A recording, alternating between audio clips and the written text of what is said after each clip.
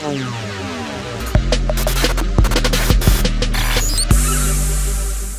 everybody. Welcome to another exciting episode of Growth Amplifiers, the podcast where we dive deep into the world of business growth and scaling for advisors and business owners.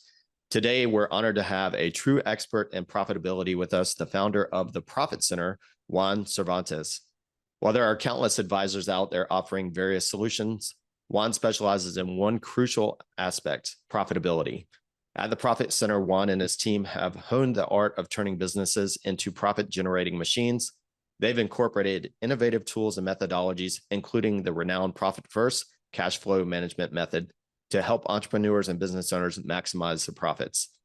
What makes Juan's story even more remarkable is the fact that the Profit Center is the very first office in Mexico and Latin America to earn the certification of the Profit First professionals.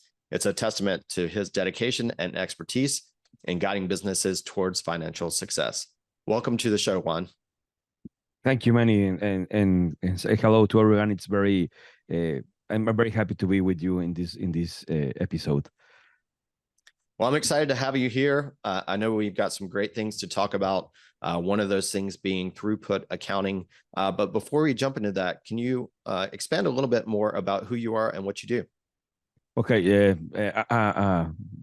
very short story. Well, I am industrial engineer from my studies, but I had been a lot of years helping small business, mostly in their quality and productions part. But like 10 years ago, I started seeing some needs of why some business hours succeed and others doesn't. And one of the things that I started looking and even making research is that they are not profitable.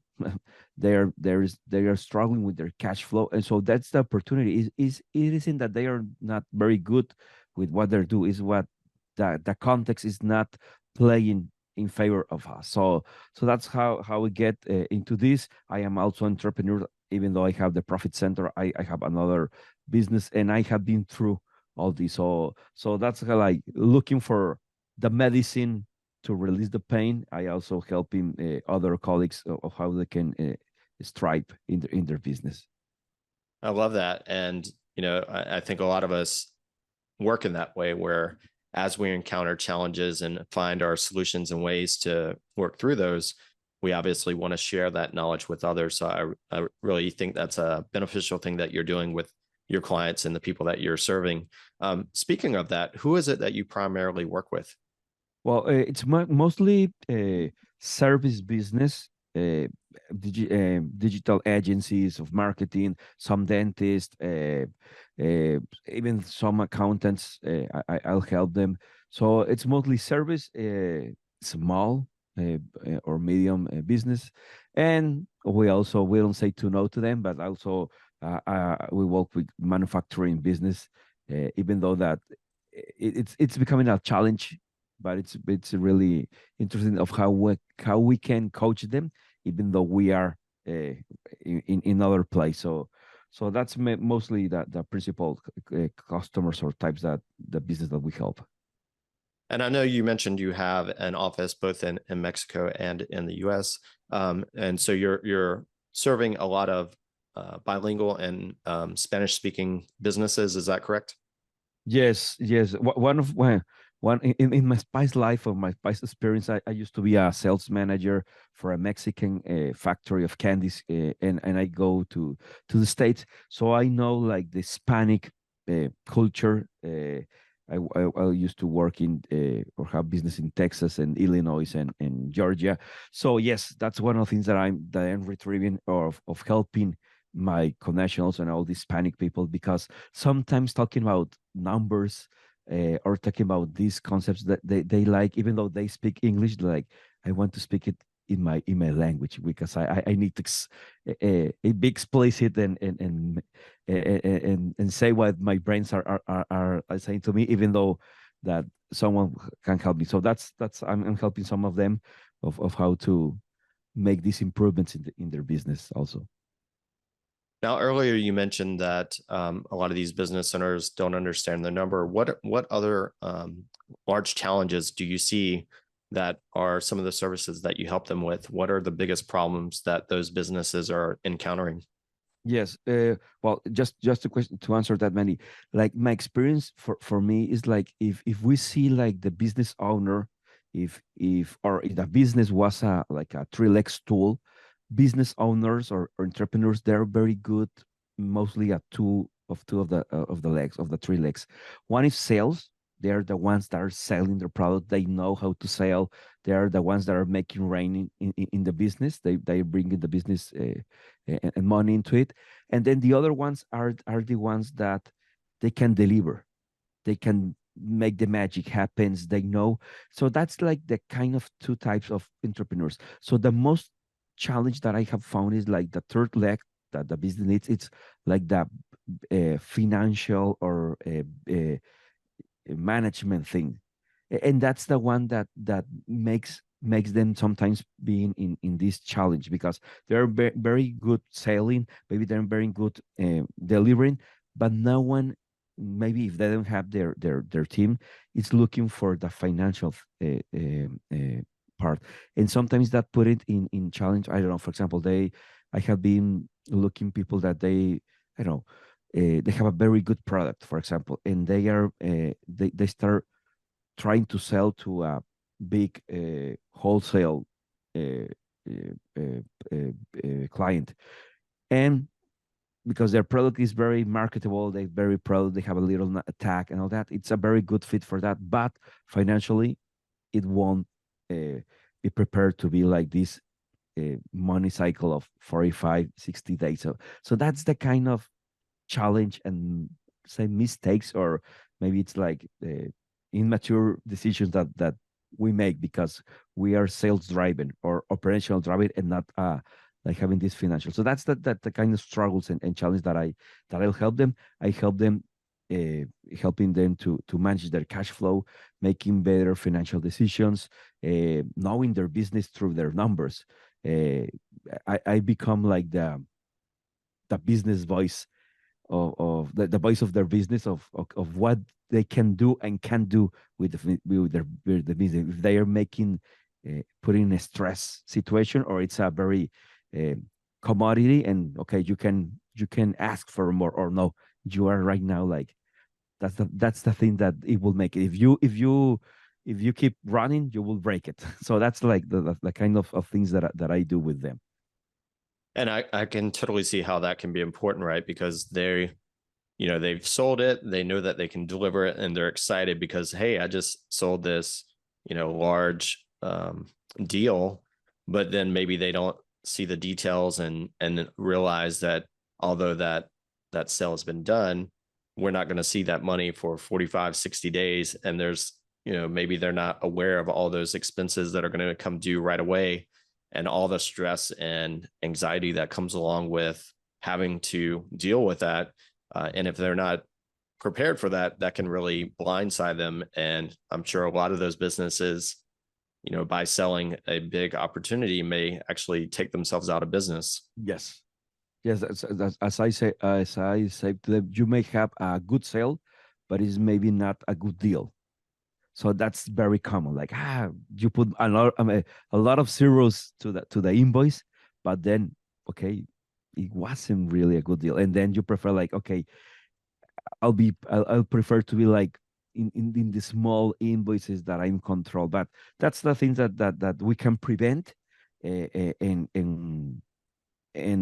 work to make it happen, because it's like having this smart growing mindset. It's not just growth by growth, it's like a decision of how you're going to be growing.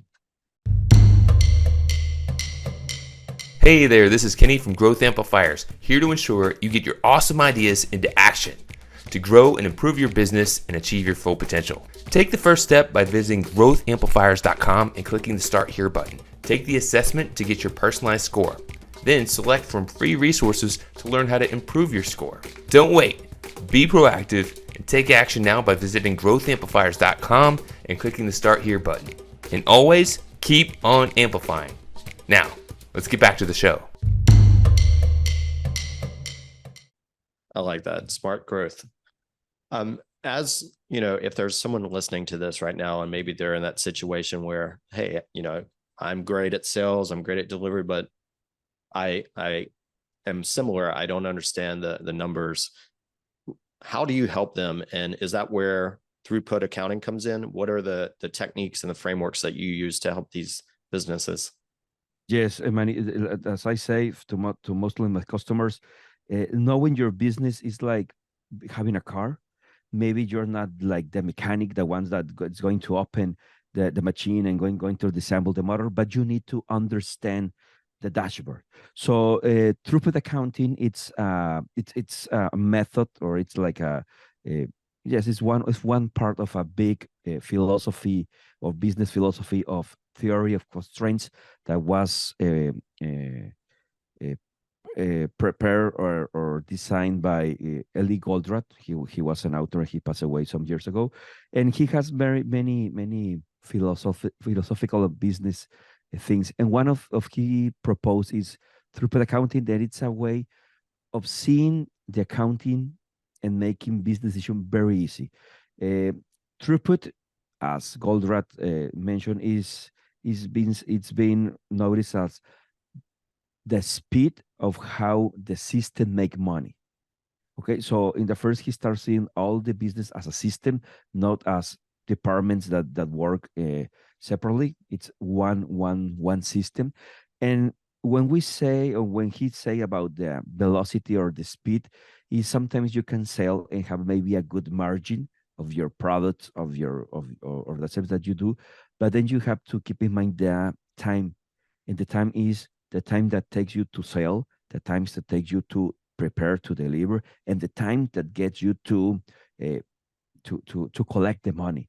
So when you start like putting the time factor over there, it changed the way that you make decisions. So for most business owners, having like this in mind, like, hey, it's not just a margin that I'm selling or I'm delivering, is the time and the effort that I'm going to put on it. So throughput accounting, and the first thing is make you to understand that not all your product or service will produce at the same rate of velocity of money. So you start seeing your business as a money machine that's making money. So if you want to make it fast, you need like to be more strategic. You need to be more conscious of what you're going to be selling. And even though, for example, when you have this easy analysis, you start seeing like, okay, maybe this is a product or service that it's the one that the market wants, but it's not so fast.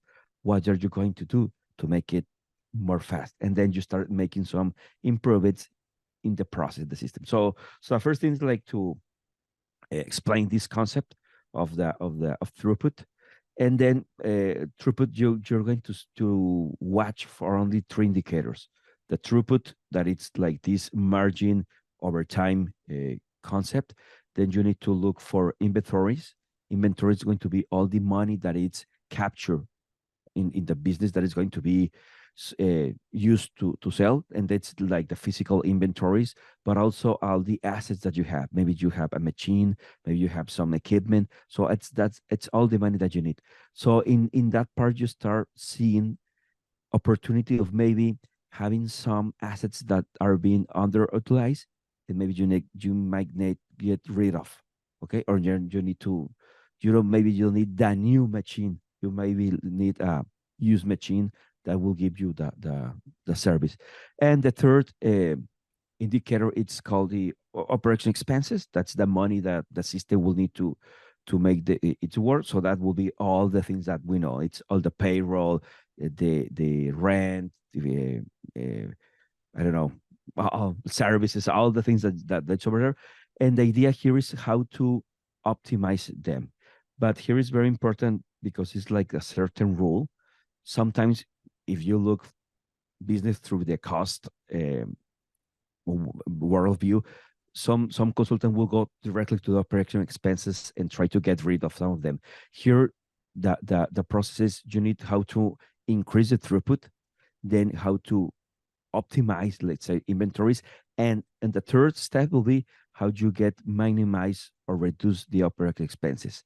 So here, the order of the steps, it will affect of how you do things, because what you want is you want to have a more profitable business, even though you can deal with all the wasting that you have, or all the waste and that you have on production expensive. Once you can open or you increase the throughput, you can go and maybe uh, uh, try to close all the leaks that you have. But in the other way, you will make your business to be small, and maybe you will be profitable in your numbers, but you are getting rid of capacity, and that's the things that you don't want. So that's how that's the concept that we start let him know, them know. I like that you mentioned that, because as someone that's, has works in marketing and sales, the tendency is to cut those things that are some of the fuel that helps businesses grow, and do it in the name of profitability and cutting costs. But as you mentioned, if you don't have the throughput and the fuel to grow the business, it's not going to be able to weather, those changes that you've made. So being able to do it in that order, I can see, can really not only help you increase the growth of the business, but then on the tail end, now you can have that ability to really optimize it and get profitable. So I love that order that you've stated for that throughput accounting. Can you share a story of someone that you've helped through this process? Yes, and I have many cases. One of the that I really like to share, and because he also the business owner, he's very proud. He's a clinical dentist in Mexico, in the north part of Mexico. So he attends tourism dentists. So people from the States come to Tijuana, to the north border, and they get their service. So this client, we start talking just as the COVID strike. So he was closed, borders were closed. He was he wasn't prepared to not having any service, having any income coming. So he adopted that. He was in a very debt, and he was very worried about his team. So we start implementing all these. We start first implementing all the cash flow controls. Then we start implementing the profit, the Throughput Accounting, and that helped us, even though that we have like less sales, to optimize the profitability. So even though that many of his competition, that they were closing, they were leaving people out, we make it of how to maintain all the payroll. It was a very challenge, all the payroll. And when borders officially open, we were prepared to attend. So that's the thing. We try not to affect the operation expenses. So as soon as the economy recovers, he was like just the day before that COVID strike, and he was ready to attend all the people, and his competition wasn't. So what that way that make us have a differentiation, because people will start to talk to their dentist like, okay, no, we are out of business, we close. And he was let's say, like one of the only one that stands that. So in a very short period, we have all the people, all the money again, and also that help, and also help in the business of how he, as a business owner, was really worried about his people, and he made all that what in his hands to keep them all. So that also create a high loyalty to the business owner. No, so also we teach all the people these concepts. All the team was involved in the business side, not only in their practice. Like, okay, we need to open books, we need to tell you about how the things are going, we're going to try how to save the business, but you need to know that we are operating like in emergency way. Okay, so we ask them to be very cautious about the information, don't leak information, but it's going to be confidential. But we need to keep them in on the team, on the place, because if they are not involved, it's going to be just like a very good strategy, but without very good execution. So that's one of the cases. I have many others, but this guy, we take him from a survival crisis that he was his business, and we make it in a very uh, small time, a big turnover of his business.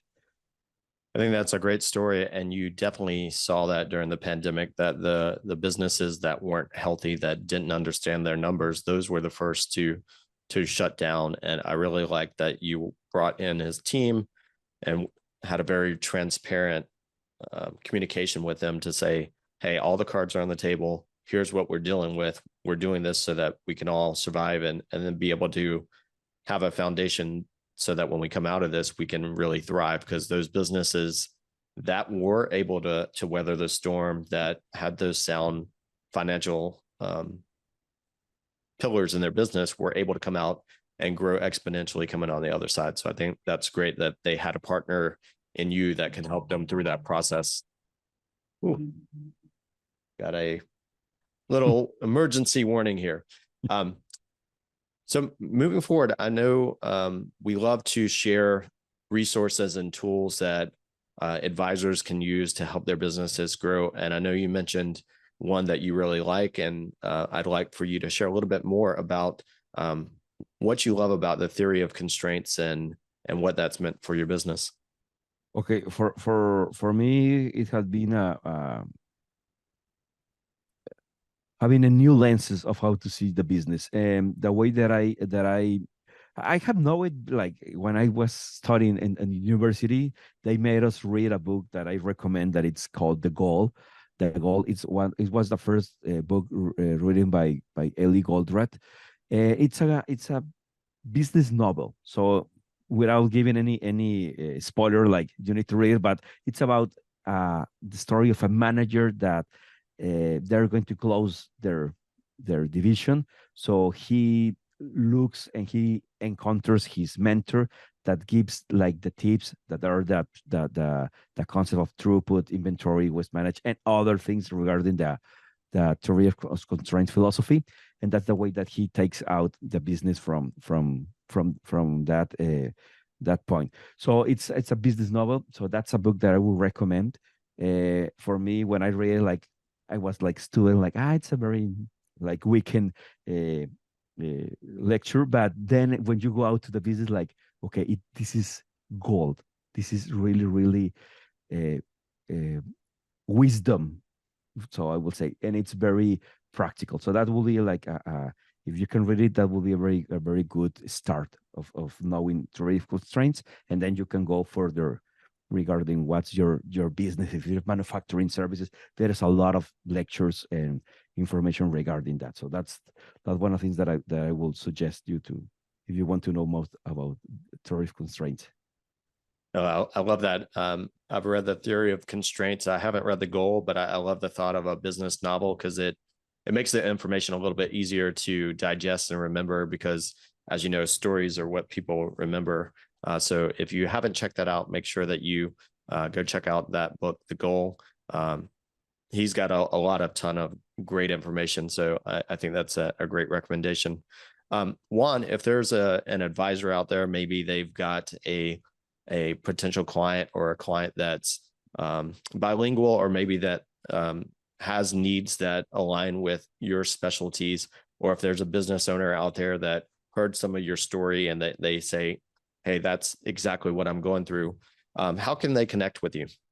Okay, they can connect me via email or the website. My email is info@theprofit.center. Just like that. You need to put any put .com, there's something like that. And the website is the same, www.theprofit.center. So that's the way that you can reach me if you need any help. I'll be more than happy, myself or my team, to talk with you. Excellent. And we'll put that into the show notes. So if you have a question or you want to connect with Juan, that's a great way to reach out to him. And Juan, as a parting moment here, can you share some of the wisdom that you've learned along your journey to help our listeners as they impart on their journey? Yes. Finance is the language of business. You need to speak that language. And any innovation or any improvement that you make to your business, it's need to be reflect on your profit and loss statement. If not, it's going to be like a very good wish. So that's the way that I have helped myself and help others. Like an improvement needs to be a differentiation in the financial side. So that will be like my 2 cents for them. Excellent. I love that. And that makes decisions so much easier when you look through those lenses. So if you're out there listening and you're trying to make a decision for your business, think to yourself, is this going to impact the bottom line in a positive way? And that should help you decide whether or not to move forward with that. Well, Juan, thanks so much for joining us today. I appreciate your time here on the show, and everyone else, look forward to connecting with you next time. To show your support, take a moment to amplify this message by sharing it online. To connect with me or gain more business growth insights, visit www.growthamplifiers.com. Thank you for your support.